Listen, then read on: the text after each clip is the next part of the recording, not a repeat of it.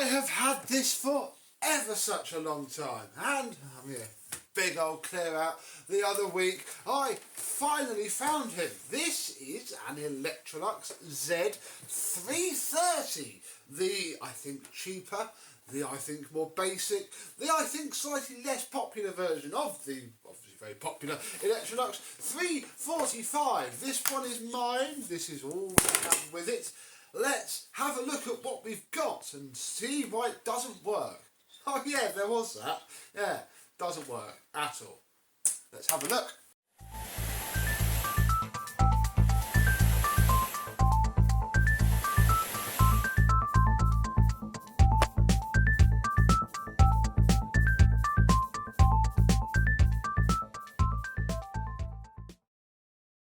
Yes, hello, my vacuum cleaner and 1970s Electrolux chums. How are you today? Yes, this is my Z330. This is the hose that came with it, which I think is genuine. This is just, you know, the cheaper version of the other hoses. If not, it's a very nice pattern part hose, and I'm going to keep it, but I do think it's genuine. Comment down below. I can't really, can't really say anything more than that. The ends come off, which is great. This will mean it will go through the washing machine very nicely. Oh, I don't know now. It might be pattern.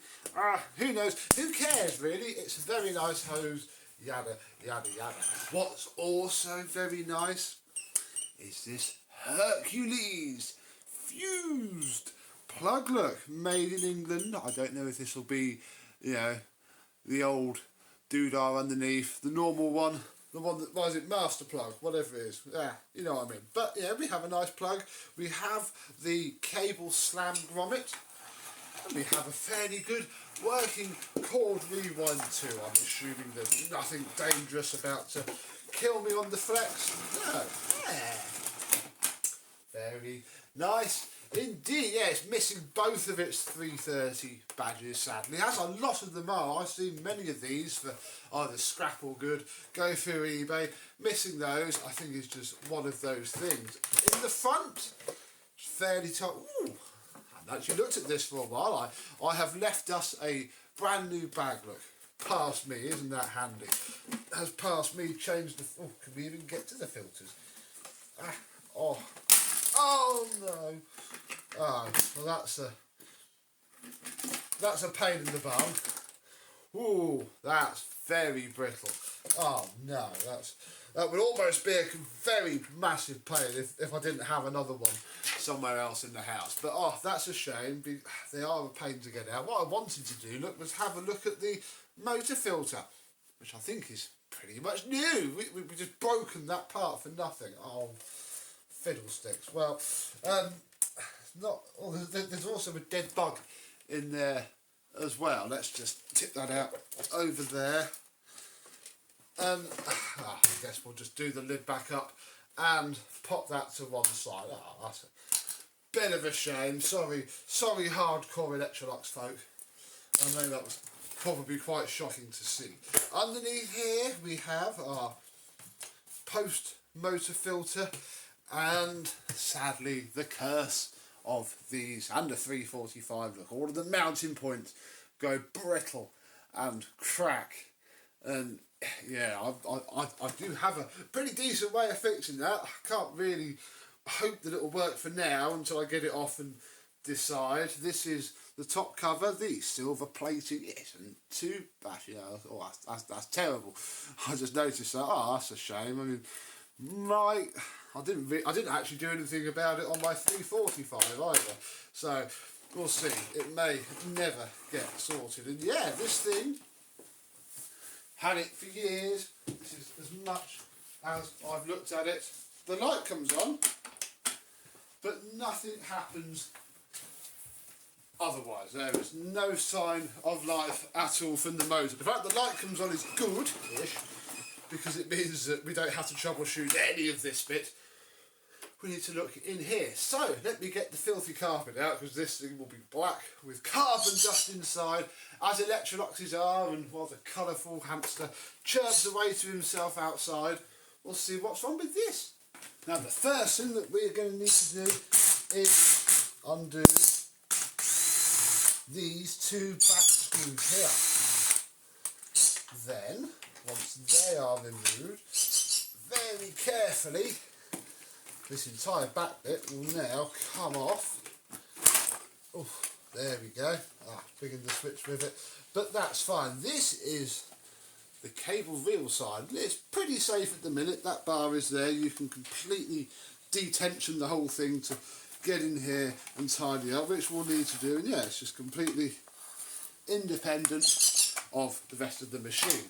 Oh, blimey, in here, do want to be very careful with this, because this could be quite brittle. The switch sort of came with everything, so I don't think it's broken. Okay, that's mildly interesting. So on this one, it must sit with the machine. On the 345, it is slightly different, but that's fine. That's good. We don't, ow, stab myself on a piece of plastic. We don't need to worry too much about that. This is the switch for the automatic bit. I'm going to take a photo of these wires, and we'll need to remove all of the ones that come out of in there, because we've got to go there next. With the switch out of the way, we are still connected, sadly, by the wire to the light, but that should be fine. What we want to do now is undo the 4 slot head screws. Oh, I hate slot head screws that are around the edge of the motor housing. Then, see if I can show you, the entire end plate will, I'm going to be a little bit careful because it's been in there a fair while, come away. And we can take our first glimpse inside of this thing. Now, this is such a pain. We'll pull the white wire through, the other white motor wire goes immediately onto the back of there. So we can take this off and wonder why the heck our motor is so wobbly. So,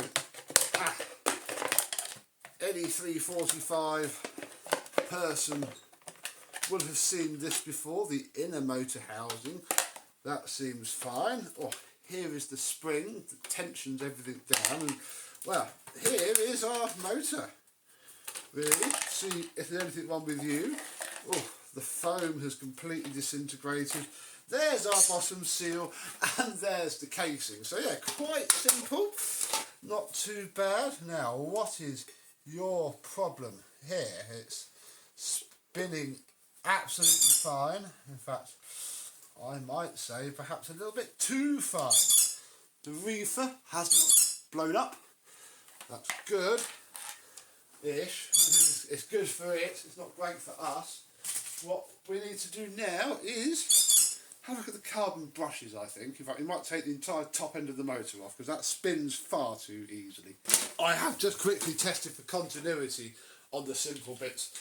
I realised that we hadn't done that, but no, there is nothing there. So, we shall remove this side of the carbon brushes.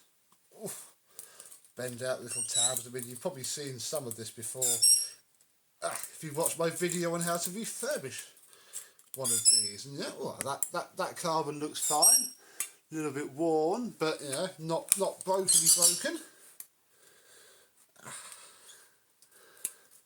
Try this one.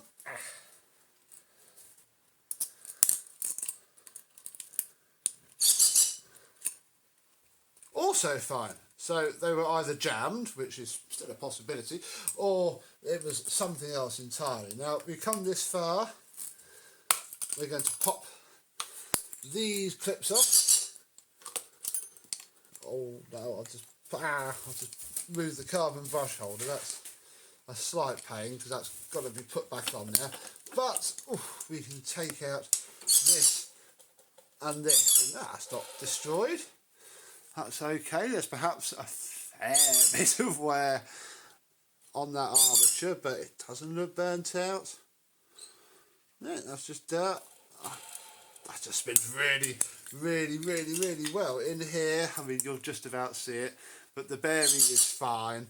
So who knows, really? There is a very big possibility that this is at fault. So I think what I'm going to do is desuppressor this, clean it up, get it back together, get it back in the machine, and we'll see if it runs then. Yeah, everything else seems absolutely fine. I'm seeing nothing at all wrong, bar it's just really, really filthy. And yeah, one of those carbon brushes may have been stuck, I guess. We'll never know. One of those things. Let's get all that work done now, and I'll wash my hands. Okie dokie. Sometime later, we are back together. I don't know if it's on or off, so let's do the usual testy.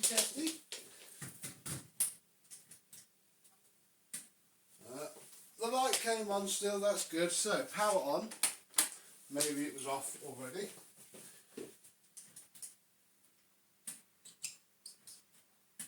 Ah. Well, that's slightly weird. I think the motor might be dead, you know. Because we've desuppressed it, and I don't think it was that anyway. We have power to there. I have power to the carbon brush themselves. There's not really a whole lot else I can do for this. Hang on a second. We're missing a key component here. This needs a bag in it. Otherwise this is currently off. That should be on. And I can hear it down there. I think if we can just stick a bag in there. I don't know if that's gonna. It's sitting too far back. Ah, my goodness. We just need to. Oh, I think we're just gonna have to do it the scary way, and I'm going to have to get up very close. Oh gosh.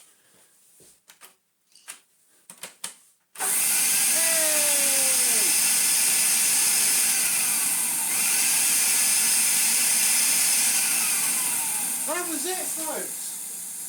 It's just too complicated for our own good. Right, I do need to go and find that bag holder now. So we're going to have to move my Dyson parts stash, which is what I've been using this Electrolux 345 bag holder for. Oh my goodness, is it going to fit? Ah, yeah. There we go. Look.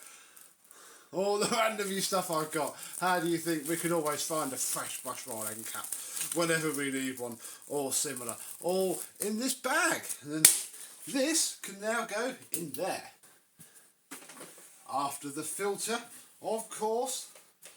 Filter.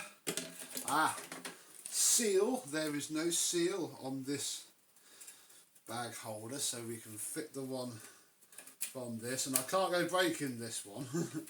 I don't think this one's quite as brittle.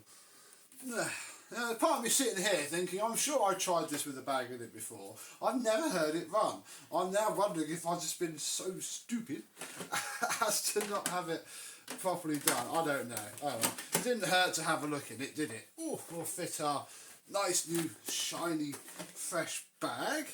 Because this holds it forward, you see, then this part here connects with the bag, pushes the plate up there, and then that's what does this. So in theory now, we may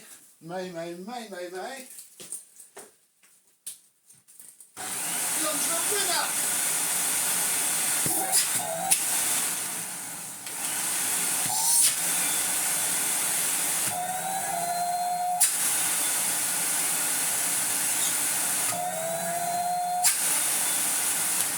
Oh my goodness, it works very well indeed, and you know, we don't have the added fear of the suppressor going either, so fantastic. Of course we can fit our hose, oh, and we can fit the end of our hose to the hose, because I haven't touched that since we took it off last time. God, professional YouTubers would have done a cut here. Good job we're not professional, isn't it? Aha!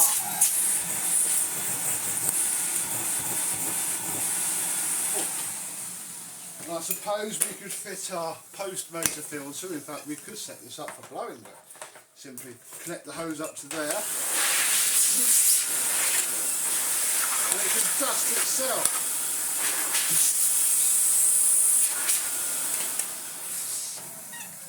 But nobody ever did that. This filter will be replaced for the after video. We have genuine spares waiting for you. Oh yes, we do. Right, what we do not have though is anything past this point, which is a problem for trying to clean the floor. So through lack of preparation, I'm going to go and get the tools that I use with the NBV.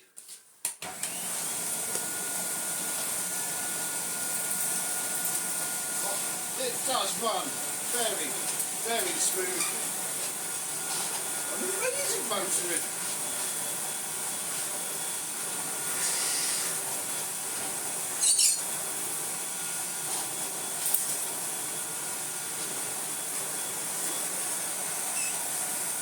Oh dear, look, we are performing vacuum cleaner blasphemy. Look, I'm using a Hoover head with an Electrolux cleaner. But Electrolux always did do cylinders better. The Hoover cylinder competition to this has probably been the Freedom. And this is a much better vacuum cleaner than the Hoover Freedom. So there we go. It is now working. It may have well been working that entire time, but it didn't hurt to take the motor out and give it a check, because anything could have been wrong.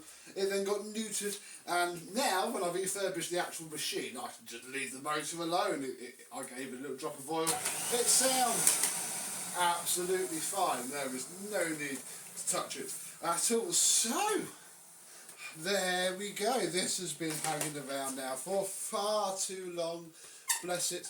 It can now be done, and yeah, we can perhaps get it out with its 3, 4, 5 sibling, which I still have, and we'll now keep ready for looking at this. And yeah, hopefully the next time this sees you, it will look a lot nicer than it does now, although perhaps not with any more of its original tools, because I think this just came with, in fact I might have one of the heads it came with. I need to look, but if not, it's going to be hard to find. So let me know down below if you've ever had a 330, if you've had a 330 and a 345, which you preferred. I don't know really.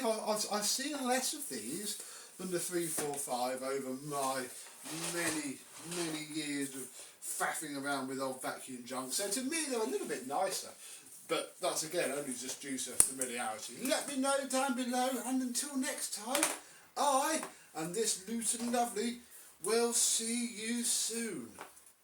Bye bye.